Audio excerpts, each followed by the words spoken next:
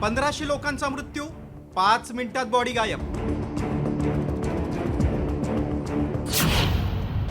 गडचिरोलीतील मृत्यूबाबत राऊतांचा मोठा आरोप.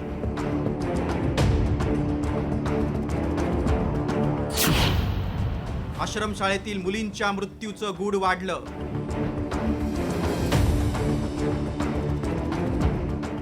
जागतिक आदिवासी दिनाच्या दिवशीच रात्री गडचिरोलीतील आश्रमशाळेत सर्पदंशामुळे 3 विद्यार्थिनींचा मृत्यू झालाय. धानोरा तालुक्यातल्या जपतलई येथील घटनेमुळे मोठी खळबळ उडाली.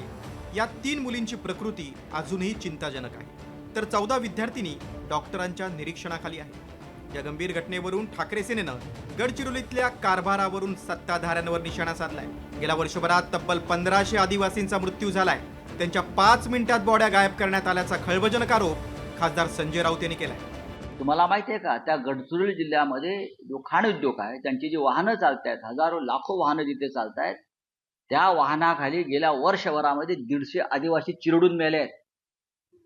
त्यांचा मृतदेह सुद्धा गायब केले जातात FIR नको म्हणून. 5 मिनिटात ती बॉडी हलवली जाते आणि तिथे पाण्याचे फवारे मारून ते रक्त साफ केलं जातं आणि पुरावा न असे 1500 लोक आतापर्यंत गेले. काँग्रेसचे माजी आमदार मारुतराव कोवासे यांची ही आश्रमशाळा आहे. या घटनेची गंभीर दखल घेत मुख्यमंत्र्यांनी संबंधित अधिकाऱ्यांना निलंबित, तर आश्रमशाळेचा परवाना कायमस्वरूपी रद्द करण्याची सूचना केली. त्यामुळे आता सत्ताधारी आणि विरोधकांमध्ये राजकारण पेटलंय.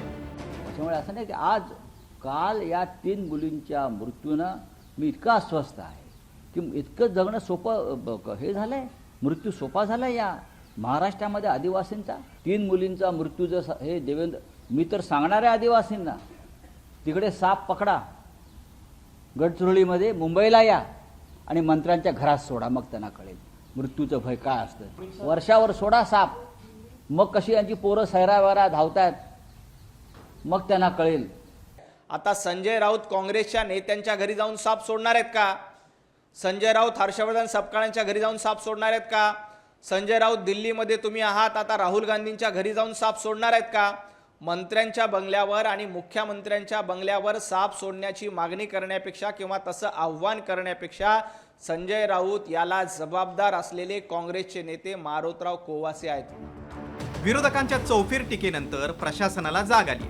आता आश्रमशाळांमधील विद्यार्थ्यांच्या सुरक्षेसाठी नवीन SOP निश्चित करण्यात येणार आहे. गडचिरोलीचे सहपालकमंत्री आशिष जयस्वाल यांनी ही माहिती दिली. दरम्यान सर्पदंशानं गंभीर असलेल्या या मुलीच्या पालकांनी साम टीव्हीशी संवाद साधला. आपल्या मुलीचं पोलीस बनण्याचं स्वप्न आहे, मात्र तिची सध्या मृत्यूशी झुंज सुरू असल्याचं सांगितलं. व्यवस्था चांगली होती, बेड नाहीत बाबा, म्हणजे फक्त हे नाही का आपली खाली हातरायची, पलंग वगैरे नाहीत, बेडच फक्त होतं खालचं झोपायचं. स्वप्न होतं तिचं फक्त झाडू हातात धरायचे नाही, बंदूक हातात धरायची होती.